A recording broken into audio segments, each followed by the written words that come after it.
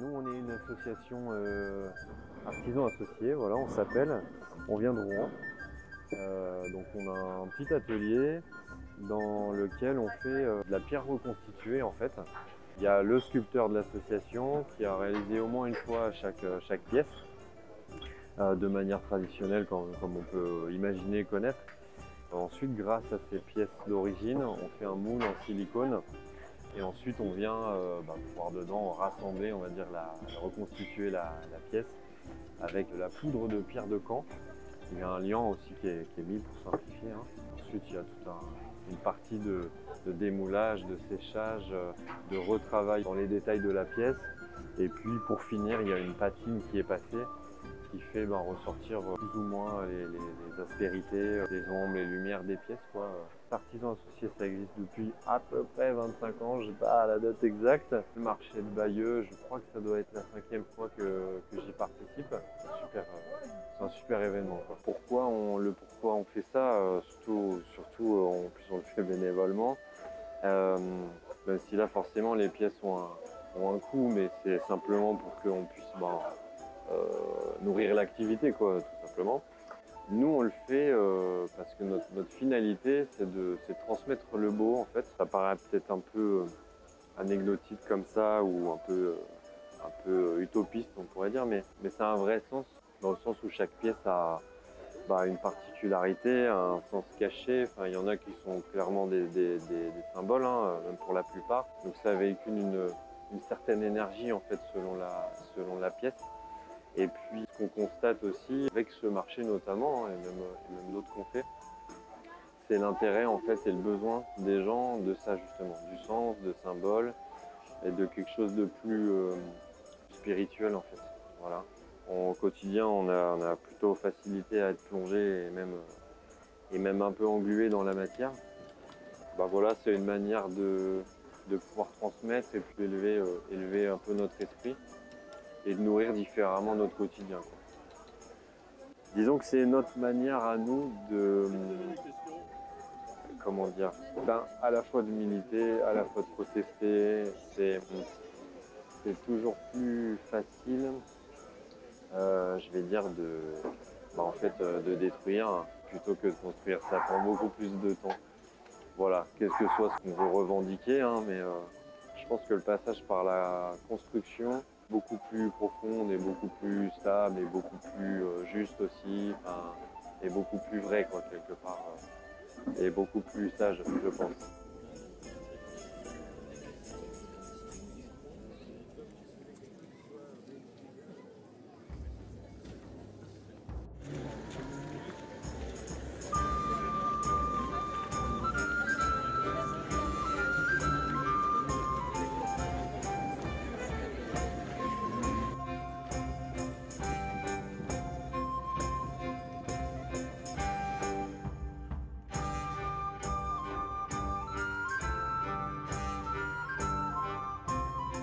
Je suis Patrick Granger, je fais partie de l'association Courir pour les trisomiques.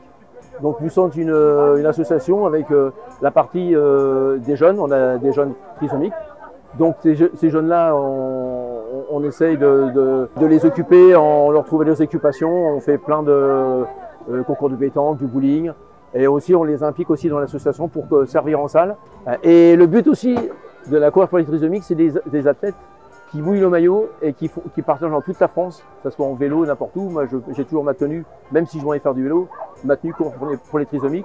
Et on nous pose plein de questions par rapport à ça, parce qu'il y a beaucoup d'attentes, parce qu'il y a plein de personnes qui ont des enfants trisomiques qui sont un peu à part entière et qui n'osent pas, bien sûr, sortir. Et nous, on est là pour ça, les accueillir. Et voilà, on a besoin de tous ces gens-là. Nous, au bar, c'est l'association, c'est des gens qui font de l'athlétisme, c'est des coureurs.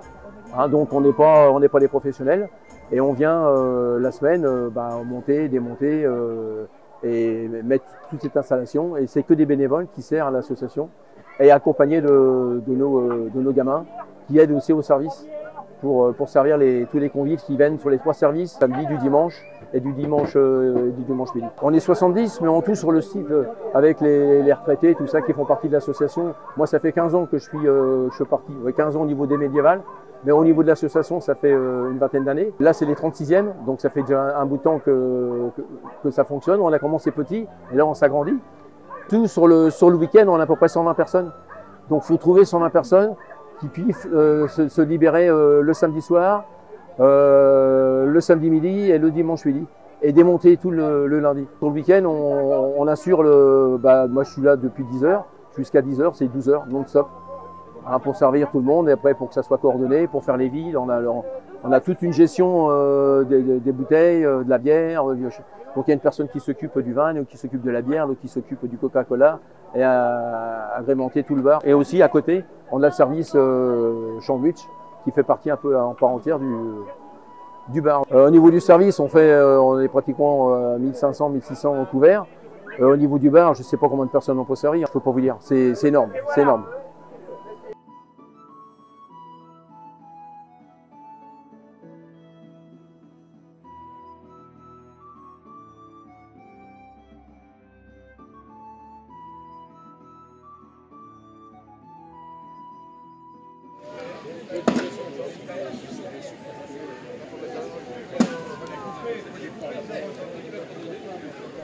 Je fais partie de l'association des courriers polytrisomiques. Je suis vice-président de l'association courriers polytrisomiques. Et c'est moi qui organise sur la place de Gaulle la plus grande taverne des fêtes médiévales. La fête médiévale, elle a été créée dans les années 87.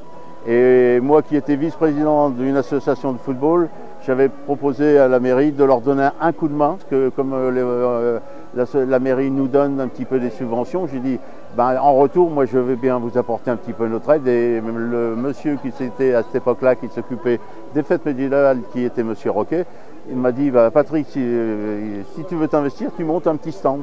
Et j'ai commencé à créer un petit stand qui faisait, on était une quinzaine d'actifs. On faisait des crêpes, des galettes, de la bouillie de sarrasin la première année. Ça tournait tellement que le samedi midi, on n'avait plus rien. Et l'année d'après, j'ai commencé à faire galettes, crêpes, saucisses. Et puis l'année d'après, j'ai fait saucisses, gigot. Gigot est monté en mouton. Et puis après, l'association de football elle est devenue plus importante. Et on faisait des moutons entiers et on faisait des grands repas. Au bout d'un certain temps, je me suis arrêté avec le football. Je me suis investi pour les enfants trisomiques parce que j'avais des amis qui ont des enfants trisomiques et qui m'avaient rendu beaucoup d'aide quand on jouait au football, qui faisaient les accompagnements et tout. J'ai voulu leur donner, moi en retour aussi, beaucoup de choses. Et c'est là qu'on a créé notre association Courrier Polytrisomique. Alors Courrier Polytrisomique, au départ, c'était juste une équipe de copains qui ont fait les 100 km de clé d'air et qui s'amusaient à faire des longues routes. Et c'est là qu'on a dit pourquoi pas faire quelque chose, courir pour quelque chose. Et on a dit on va courir pour les enfants trisomiques. Et là on a créé une bonne association qui est devenue un peu... c'est une association qui fait courir des gens vétérans qui viennent pour s'entretenir, entretenir leur santé. Et puis de là, on a créé, pareil, on a fait partie des fêtes médiévales et on est devenu la plus grande taverne des fêtes médiévales. Alors pour vous dire un ordre d'idée, la taverne, on fait environ 1600 repas sur le samedi midi, samedi soir et dimanche midi. Nous faisons 1600 repas, 850 sandwichs. Au tout début, on faisait du cochon de Bayeux. Mais malheureusement, c'est que le cochon Bayeux a commencé à disparaître. On n'avait plus la quantité du nombre de cochons. Alors nous, on achetait des cochons vivants sur pied. Et ces cochons-là, on a un ami de l'association qui est boucher. Et cet homme-là, on allait porter les cochons dans les abattoirs. Lui, avec sa boucherie, récupérer les cochons, les transformer, et nous on allait les chercher à Saint-Hilaire-de-Harcouët, on allait les chercher et les ramener ici pour la fête médiévale. Et là, depuis qu'on n'a plus de cochons de Bayeux, mon ami maintenant il est en retraite, et cet ami-là, c'est quelqu'un de très très important parce qu'il fabrique lui-même, on fabrique nous-mêmes les saucisses, les andouillettes, les rillettes, le boudin, c'est nos produits à nous qui sont fabriqués par nos bénévoles.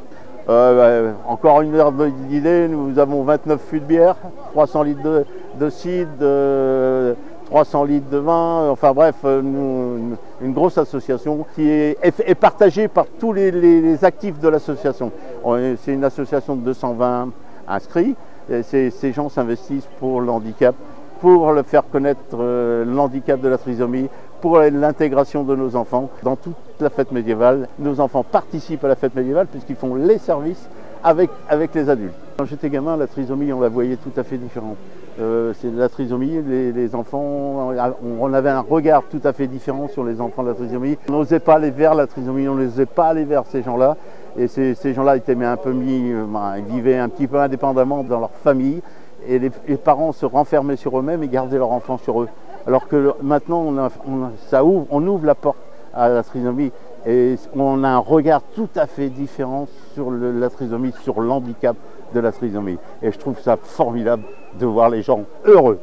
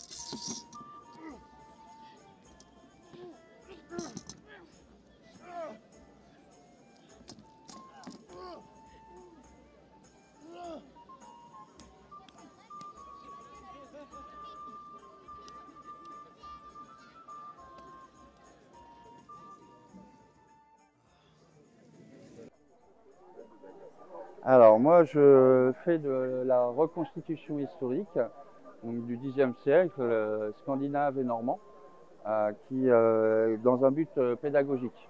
Donc pour les écoles, les centres aérés, les comités d'entreprise et bien sûr les festivals médiévaux comme ici. Dans ce cadre, je présente un artisanat qui est le cirier. Le cirier, c'est celui qui travaille la cire d'abeille. Donc, comme plusieurs métiers en fait qui se sont spécialisés après, par exemple le boisselier, ça a donné le menuisier, le charpentier, mais on n'a pas encore toute cette petite définition des sous-métiers qui existent à l'époque.